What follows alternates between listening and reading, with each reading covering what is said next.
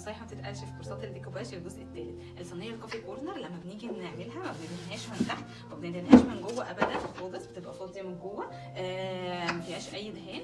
كمان بنأسسها بالجيسو مره واحده او بالبلاستيك الابيض زي ما بتكوني بتشتغلي يعني مره، وبعد كده الدهان مرتين بس. خصوصا الحتت اللي في الجناب ممكن تعملي طبقات اكتر فوق هنا فوق اي حته تحبيها، لكن الجناب لازم تبقى اقل كميه ممكن. انا بستخدم الاكيل مائي فعشان كده مش بعزل، لكن لو انت بتعزلي بقى بالورنيش برضو تحطي طبقه واحده من الورنيش في الحتت اللي في الجنب دي علشان الصينيه جنبها تقفل وتفتح بسهوله خالص، ما يبقاش في مشكله انها تتحشر وكده زي ما حصل معايا اول مره وحكيت لكم في الفيديو بتاع التطوان. مع السلامه.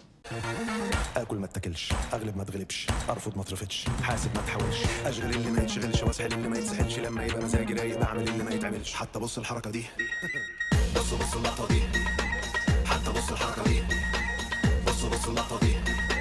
زي ما اتفقت ما بضيعش وقت الجد جد، الكلمه مني عدت رجريت سبقت في الدماغ خلاص رشقت، واسال عني اي حد تقيل وعمري ما اتدلقت. حتى بص الحركه دي، بص اللقطه دي، حتى بص الحركه دي.